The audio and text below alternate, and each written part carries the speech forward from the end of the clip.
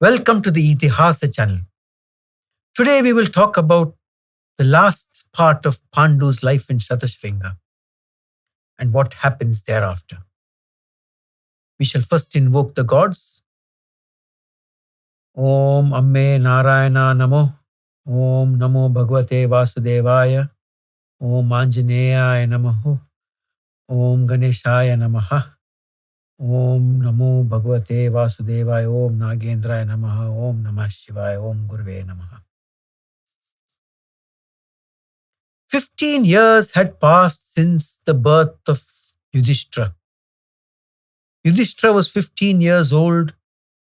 These brothers, with a year and a half gap between them, lived happily in the Shatashringa with their parents, father, mothers, Kunti and Madri, being taken care of lovingly by all of them, being taught by Pandu, being taught by the rishis of the forest.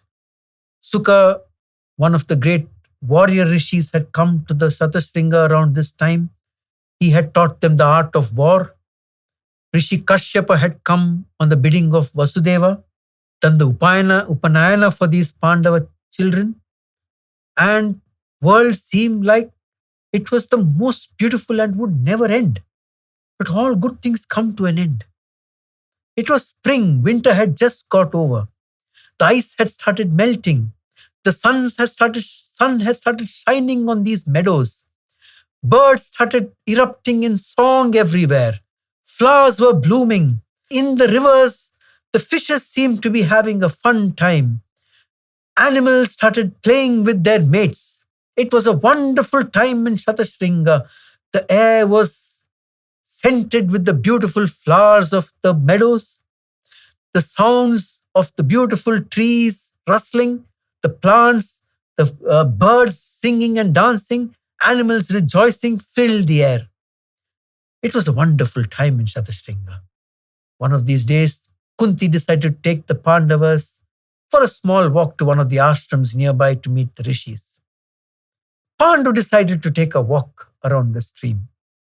He went for a beautiful walk. He started walking around a meandering stream, picked up some lotuses which he would give to his wives later in the day. And as he was walking and he crossed to a bend on the stream, he suddenly saw Madri. She was at a distance and he noted that she was getting ready for her bath. And she tested the waters of that warm pond and got into it. And Pandu didn't know what came across him. He didn't want to show himself and present himself in front of Madri. Instead, he flitted from tree to tree behind, hiding with his gaze unwavering on her, watching her as she gently and beautifully had her bath, washed herself, and singing to herself in the little pond that was there. And he didn't know what came over him. And Madri, unknown to her that her husband was watching her, singing, came out of the stream and started to dry herself. And seeing Madri as he has never seen in the last 18 years, an urge came over him, a fatal urge that would make him want her more than anything, that would cloud his judgment, that would cloud his thought process, that would take away from his mind the curse of the Rishi, the great sage Kindama, who had cursed him, that if he had a tender moment with any of his wives, he would drop dead. And he just hoped that the power of the Rishi's curse would have died down in these 18 years. And he went behind Madri and held her from the back. She shrieked in fear because she didn't know who it was. And when she looked back, she saw it was Pandu himself. And a smile came over her that her husband wanted her again. This beautiful Madri, who over the years had started looking more and more beautiful, became irresistible to Pandu. He just couldn't control, and he held her in tender embrace. And Madri, also not realizing what it was, longing for her husband's love, reciprocated, and they were in tender embrace for some time. And suddenly, Pandu's manhood reared itself up, and within a moment, before she realized, she felt his warm embrace around him, and she knew that this was not to be, and he was on her in an instant, and she was pinned down on him on the grass, on the luscious grass. And in that moment of ecstasy, she felt his body suddenly becoming heavier. She felt him becoming looser and more limp on him.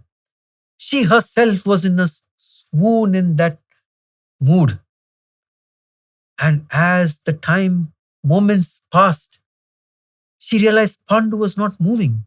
Pandu was not getting up.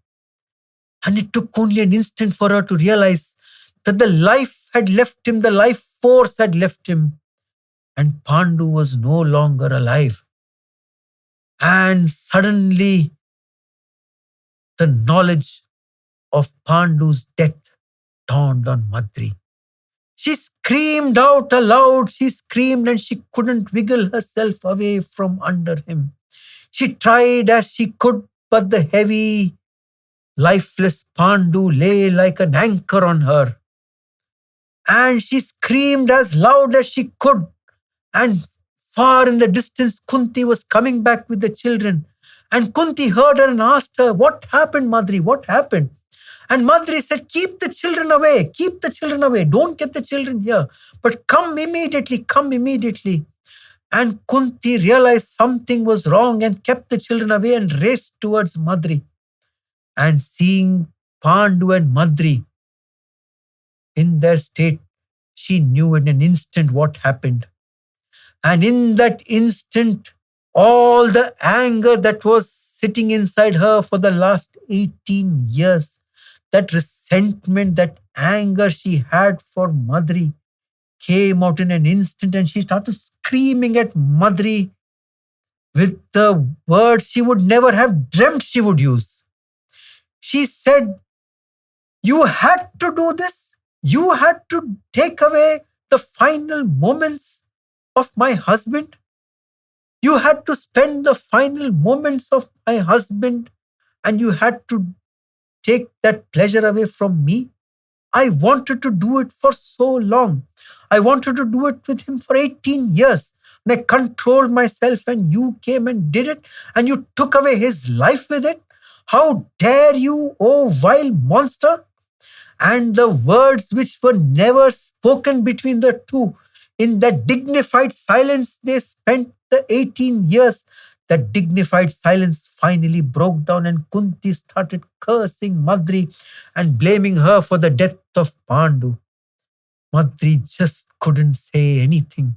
She just sobbed, knowing that she was the cause of her loving husband's death, that she was the cause for the fact that their lives will never ever be the same again. And Madri bitterly cried, and they somehow managed to cover up Pandu, and Madri wore her clothes and then called in the princes, the Pandava brothers. The 5 brothers came running in, and seeing their father's lifeless form lying there, knew their lives will never be the same again, knew that the life they had led would never ever come back, and they would never have that life again. The life they had with Pandu day in and day out, learning at his feet, learning everything they have learnt ever in their lives till that day from their father Pandu, knowing the happiest moments they have spent with him, that was all going to change. And Yudhishthira looked back at his brothers and said, "My brothers, we are orphans from today. Our life will never be the same." And then their mothers told them, "Carry your father back to our dwelling." And the 5 brothers tearfully carried their father back to the dwelling. The 2 twins, the youngest of them, were inconsolable. They were crying bitterly, not really knowing what has happened, trying to figure out what the truth is, whether their father is just sleeping and will wake up suddenly when they reach the dwelling and hug them and laugh and play with them. And the 3 older brothers, knowing what the truth was, carried their lifeless father back to the dwelling that they were staying in. Hearing the screams of Kunti and Madri, the rishis from all around that area came running there. And seeing the lifeless body of Pandu, they laid him on the cot that was his cot on the outside of the dwelling. In that stone house that they used to stay, the children and the wives would sleep inside and Pandu would sleep outside, lest Pandu knew that if he slept inside, he would not be able to control himself, and so he always slept outside. And on that cot of Pandu's, they lay Pandu down gently. Kunti went on hugging the face of Pandu, holding her face to Pandu's, tears streaming down her eyes and falling over Pandu. Madri wailing away on the side, knowing that she was the cause for her husband's death. In that moment of ecstasy, her whole life had changed. The children couldn't control themselves. The twins sobbing and running to Kunti and Madri by turn, asking, Amma, what is happening? What is this that is happening? What are we seeing? Will our father wake up again? Will our father get up and play with us? And seeing these children crying, the rishis who have seen eons and eons of people couldn't control their sorrow, and tears started flowing down their eyes too. And then Madri stood up and said, I am the cause for my husband's death. I want to follow him to the next world. I will give my life with my husband. I want to go with him. And Kunti said, no, you cannot do such a thing. I did not have the pleasure of spending the last moments of his life, seeing his smile, seeing the happiness in him, seeing the ecstasy in him. I did not see that. I will be the one who will go with him to the next world. I will give my life on the funeral pyre. And a weird sight came up in front of the rishis. The two wives of Pandu fighting with each other and arguing with each other on who will follow him to the next world. And the rishis said, this is not necessary. In the future, these great 5 children will have to fight a war against adharma. They will need the support of both their mothers. They will need the support of both their mothers when they go into Hastinapur, where they will eventually have to go. They will be set against the 100 sons of Dhritarashtra, and they will need the support of both the mothers who love them. And you cannot take your lives. Neither of you can take your lives. Get out of this sorrow. It is the sorrow that is talking about this practice of you having to follow Pandu to the next world. You don't need to do it. You need to take care of these children. And in that moment, Madri spoke the words of wisdom, which are incomparable. She was always a chirpy, bright young woman, always excited with life. And that day she spoke words of wisdom which were incomparable. She turned to Kunti and said, I am not a great mother. Through my life, I have always shown partiality to my children. I have always favored Nakula and Sahadeva over the others. I have neglected Yudhishthira, Arjuna and Bhima. You have been like a mother who has treated all 5 children equally. You have been a mother who has taken care of all 5 children without partiality, without bias. I am not capable of that kind of love. If I live and you are not there, I will still favor my 2 children over your 3. Yudhishthira is going to go ahead and become a king. He has a great war to fight. He has to fight against adharma. He needs the combined forces of all his 4 brothers. He needs the love, affection, and the support of all his 4 brothers. Under my watch, they will be divided. Under your watch, they will be united. You are necessary for these 5 brothers if they are to survive in the world ahead. And Kunti, being the calculating one, knew it was the truth. And she just did not open her mouth after that. All talk of following her husband into the other world stopped immediately. Instead, she said, Madri, you are so fortunate today. You are so fortunate that you will follow our husband to the other world. You are so fortunate that you will be there with him when he goes to his other world. I am happy for you. And when she said these words, the joy she saw in Madri's face, absolutely genuine joy, was something she couldn't comprehend. That was the day Kunti realized that Madri truly loved Pandu, that Madri's love for Pandu was absolutely beautiful, that if she ever had some jealousy, it was only because of her undying love for Pandu. And the thought that she will go with him to the netherworld, to the other world, she will go with Pandu, follow him in death, and the unbridled pleasure she had when she realized that she was a lucky one to sit with him when he would be taking his last few steps to Devaloka, and that she would follow him, that happiness in her eyes was not something which Kunti could ever forget. And that was the day Kunti knew that her own love for her husband was no match for Madri's love for her husband. That was the day she was really jealous of Madri. Madri and the 5 young boys wrapped their father in the royal silks, which were kept hidden for 18 years. Few of the remaining jewelry that had not been given away, they put on him, decorated him, and on the side of the dwelling that they were staying, they set up a pyre on which they lay Pandu. And then Madri came to Nakula and Sahadeva and said, my children, you are just my adopted children. Kunti is your real mother. These were words a mother saying to her children who she loved all along.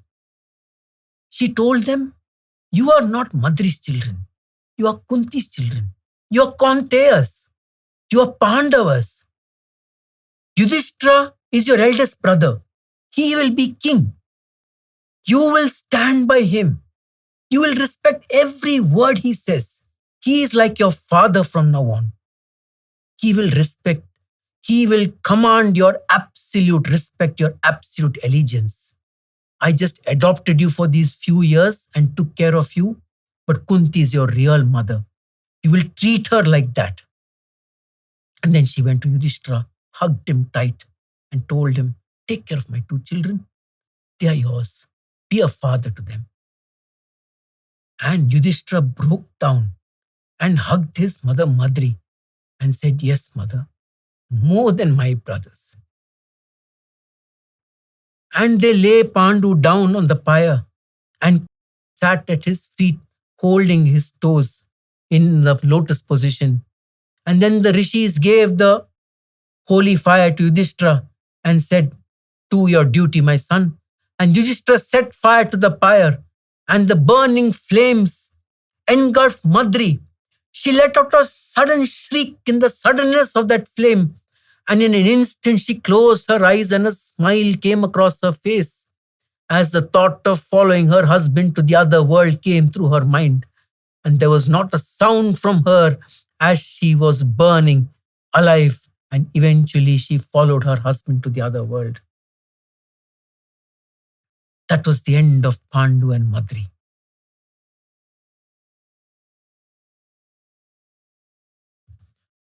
Unfortunately, in these hilly areas, coming out of the winter, the wood is not very dry. And because of this, the bodies didn't burn fully. The bodies were still whole. And the rishis knew that this is a common problem in the hills, which is probably why in Sanatana Dharma, though we have the system of cremating, a lot of the rishis and the learned people are buried rather than cremated. This is probably because most of these rishis would be in the higher areas of the Himalayas, but it's difficult to find dry wood to properly burn the body after death. And which is why the custom exists in even in Sanatana Dharma, where some of the rishis are buried and not cremated. And this probably follows down even now. So the rishis said to the to the 5 children and to Kunti, we have to take the remains of Pandu and Madri back to Hastinapur.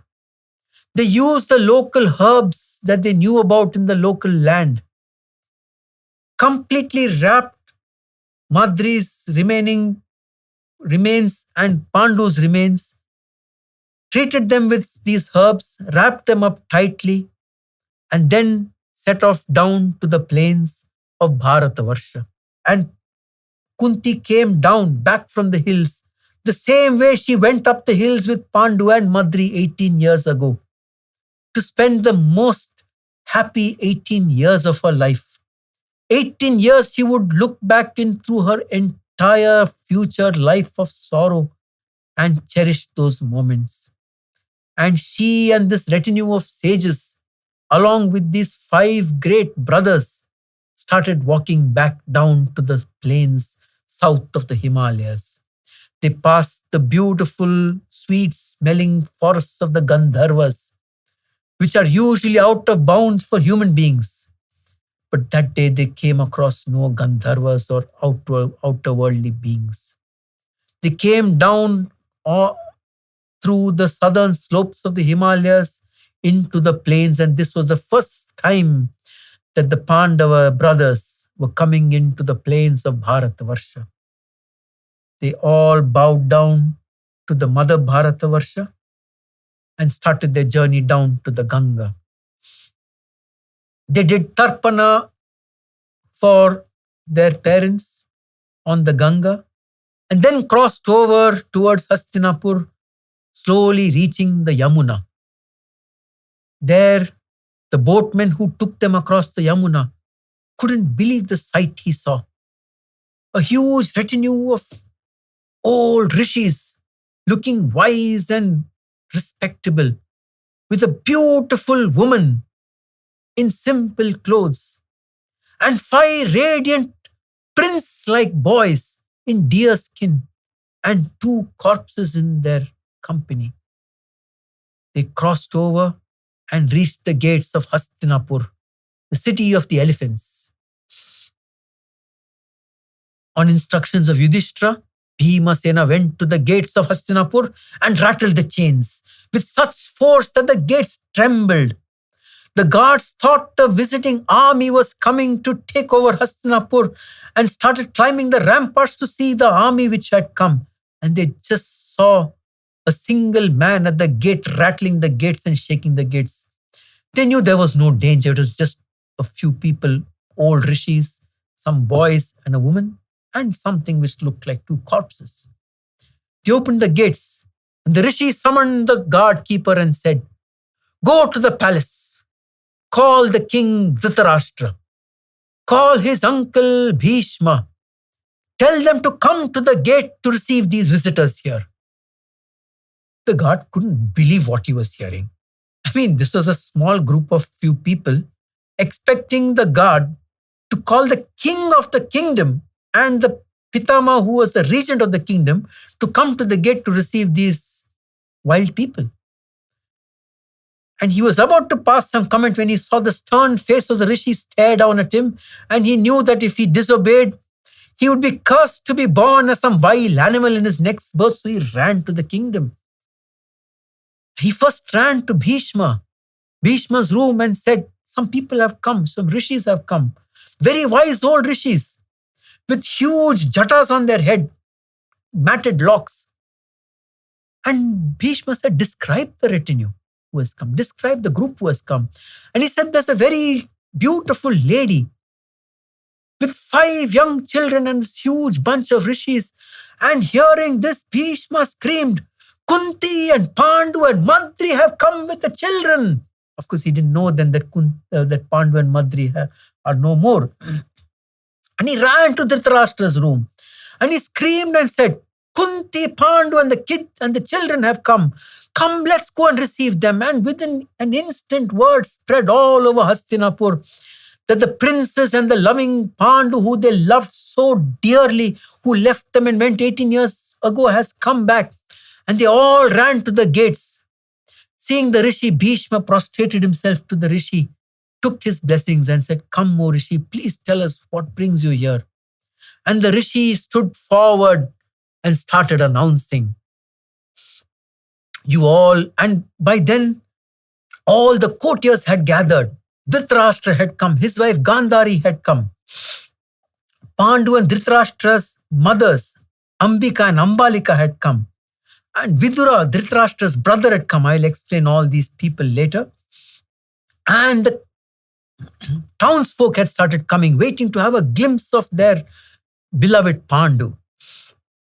And the sage started saying, 18 years ago, following a curse, Pandu renounced his kingdom and came to the Himalayan mountains. There he came with his 2 beautiful wives, Kunti and Madri, and built their house on the Shatashringa mountain in the meadow there. These are his 5 children. The eldest one, Yudhishthira. Step forward, please. And Yudhishthira stepped forward. He is the eldest son of Pandu and Kunti. He is the Devaputra born of Dharma. The next is Bhimasena. He is the son of Vayu himself and as powerful as Vayu himself. The third is Arjuna, son of none other than the king of the Devas, Indra. The next 2 are Nakula and Sahadeva. They are the sons of the Ashwini twins born to Madri. They have had their Upanayana done by sage Kashyapa himself. And they've been taught by their father Pandu, the great warrior, and Sukha, the great Rishi, who was also a warrior. They're accomplished people ready to take on their roles in this kingdom. Oh, Bhishma, come and take them. They are yours and they are your responsibility now. And Bhishma said, but where is Pandu? And he said, 17 days ago, Pandu fell dead. And in the pyre, his wife Madri joined him. These 2 corpses we bring are the corpses of Pandu and Madri. Do the final rites for these corpses. Ensure that the proper tarpana is done for them and the pinda is given to them for complete absolution and moksha for both Pandu and Madri. And hearing that Pandu had died, Bhishma, the great warrior who had commanded Bharatvarsha for so many years, broke down in tears. Pandu's brother broke down in tears.